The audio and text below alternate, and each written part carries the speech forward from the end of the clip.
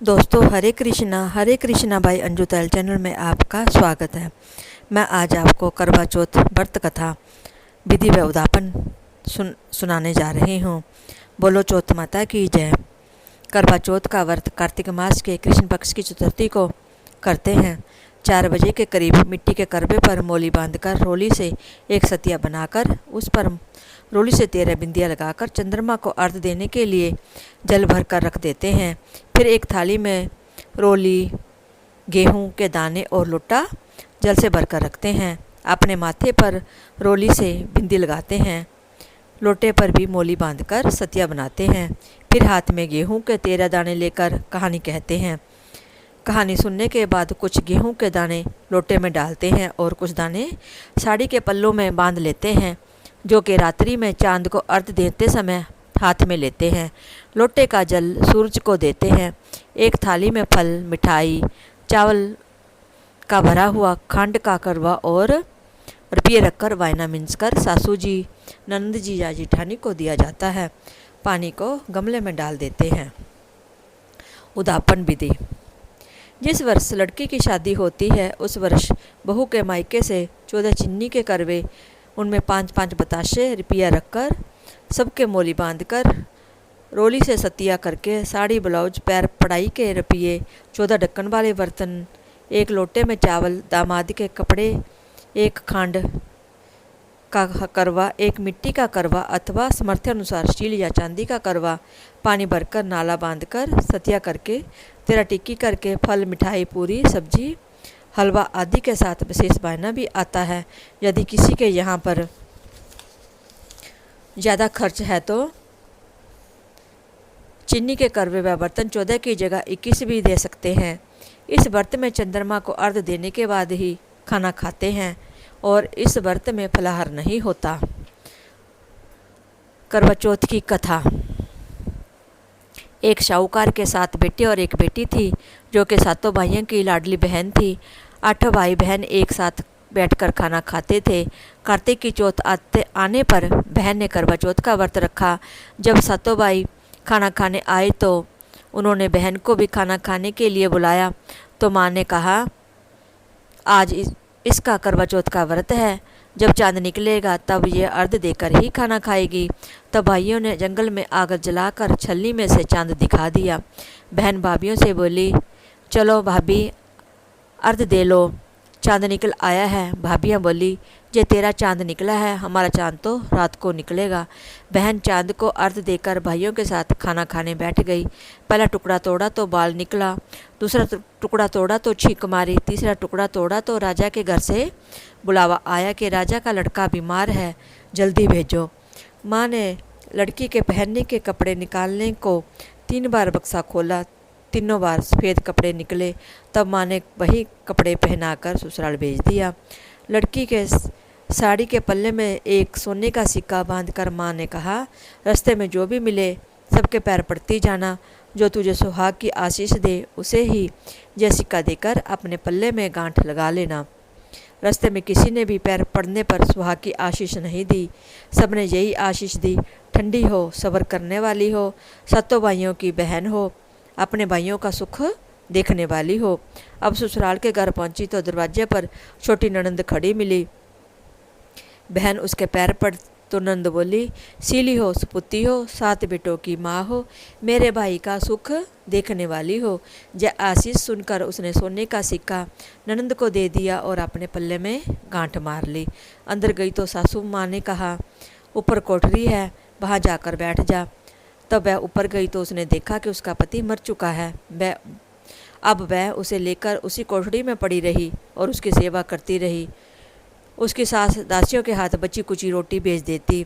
इस प्रकार उसे अपने पति की सेवा करते करते 1 साल हो गया। करवा चौथ का व्रत आया। सारी पड़ोसनों ने नहा धोकर करवा चौथ का व्रत रखा। सब ने सिर धोकर हाथों में मेहंदी लगाई, चूड़ियाँ पहनी। वह सब देखती रही। एक पड़ोसन बोली, तू भी करवा चौथ का व्रत रख ले। तब वह बोली, मैं कैसे रखूं? पड़ोसन बोली, चौथ माता की कृपा से सब ठीक हो जाएगा। पड़ोसन के कहने से बहू ने भी व्रत रखा। थोड़ी देर बाद करवे बेचने वाले आई। करवे ले लो री करवे ले लो, भाइयों की प्यारी करवे ले लो, दिन में चांद उगवानी करवे ले लो, ज़्यादा भूख लगने वाली करवा ले लो। बहू ने आवाज़ लगाई, ए करवे वाली मुझे करवे दे जा। करवे वाली कहने लगी, मेरी दूसरी बहन आएगी तो वो तुझे करवे देगी। दूसरी बहन आई, करवे ले लो री करवे ले लो, भाइयों की प्यारी करवे ले लो, दिन में चांद उगानी करवे ले लो, ज़्यादा भूख लगने वाली करवे ले लो। बहू ने आवाज़ लगाई, ए करवे वाली मुझे भी करवे दे के जा। दूसरी करवे वाली बोली, मेरी तीसरी बहन आएगी वो तुझे करवे देगी। इस प्रकार पांचों बहनें आकर चली गई, पर किसी ने भी उसे करवा नहीं दिया। फिर छठी बहन आई और बोली, मेरी सातवीं बहन आएगी वो तुझे करवा देगी, तू सारे रास्ते में कांटे बिखेर कर रखना, तब उसके पैर में कांटा चुभ जाएगा, तब वह खूब चिल्लाती हुई आएगी, तब तू सुई लेकर बैठ जाना और उसका पैर पकड़ कर मत छोड़ना और उसके पैर का कांटा निकाल देना। वह तुझे आशीर्वाद देगी तो तू उससे करवे मांग लेना, तब वह तुझे करवे देकर जाएगी, तब तू उद्यापन करना जिससे तेरा पति अच्छा हो जाएगा। अब उसने वैसा ही किया, सारे रास्ते में कांटे बिछा दिए। जब सातवीं बहन करवा लेकर आई तो पाम से कांटा चुभने के दर्द से खूब चिल्लाती हुई आई, तो बहू ने उसका पैर पकड़कर छोड़ा नहीं, और चिल्लाती हुई आई तो बहू ने उसका पैर पकड़कर छोड़ा नहीं और उसका कांटा निकाल दिया। जब उसने आशीर्वाद दिया तो बहू बोली, अब जब तुमने आशीर्वाद दिया है तो करवे भी देख कर जाओगी।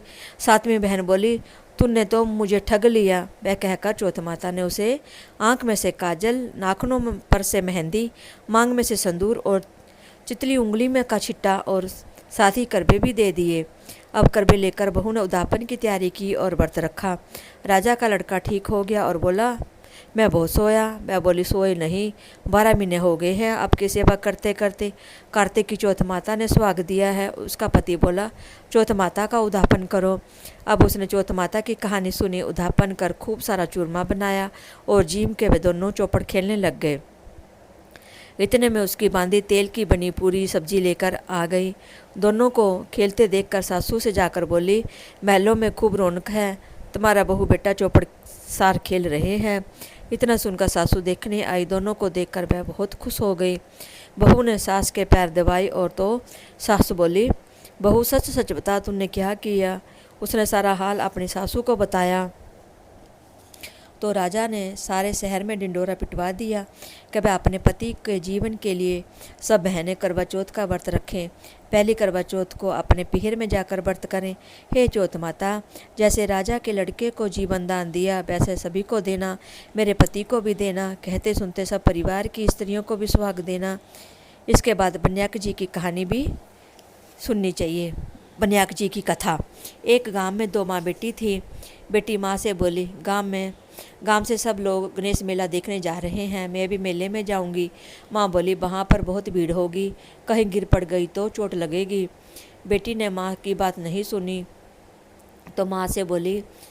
माँ ने बेटी को 2 लड्डू और 1 घंटी में पानी देकर कहा, 1 लड्डू तो गणेश जी को खिलाकर पानी पिला देना, दूसरा लड्डू तुम खाकर बचा हुआ पानी पी लेना। बेटी मेले में चली गई। मेला समाप्त होने पर सभी गांववासी वापस आ गए, परंतु उसकी बेटी नहीं आई। वह गणेश जी के पास बैठी रही। 1 लड्डू पानी गणेश जी, तुम्हें 1 लड्डू पानी मुझे। इस तरह कहते कहते पूरी रात बीत गई। गणेश जी ने सोचा, यदि आज मैं लड्डू खाकर पानी नहीं पीऊँगा तो ये अपने घर नहीं जाएगी। इसलिए गणेश जी लड़के का रूप बनाकर आए, बेटी से लड्डू लेकर खाया और पानी पिया और कहा, कुछ मांग। लड़की ने मन में सोचा, क्या मांगूं? अन्न मांगूं, धन मांगूं, महल मांगूं, सुहाग मांगूं, खेत मांगूं, बैल मांगूं, बस इतना ही मांग लेती हूँ। गणेश जी उसके मन की बात जानकर बोले, अब अपने घर जाओ, जो तुमने मन में सोचा है वह सब तुझे मिलेगा। लड़की घर पहुँची तो माँ ने पूछा, इतनी देर कैसे हो गई? लड़की ने कहा, अपने घर कहे अनुसार मैं गणेश जी को लड्डू खिलाकर पानी पिलाकर आई हूँ। देखते ही देखते जो कुछ बेटी ने मन में सोचा था वह सब कुछ उनके घर में हो गया। हे गणेश जी महाराज, जैसे आप उस माँ बेटी पर बरसे वैसे ही कहते सुनते हुंकारे बरते हर किसी पर बरसो। बोलो गणेश जी महाराज की जय। कहीं कहीं पर केवल आज के दिन सूर्य और चंद्रमा को अर्घ्य देते समय स्त्रियां हाथ में सोने की अंगूठी लेकर अर्घ्य देती हैं और यह दोहा कहती हैं, सोने की मुंदरा मोतियन का हार, चंद्र सूरज को अर्घ्य देती, जियो मेरे वीर बरतार। बोलो गणेश महाराज की जय, बोलो करवा चौथ माता की जय।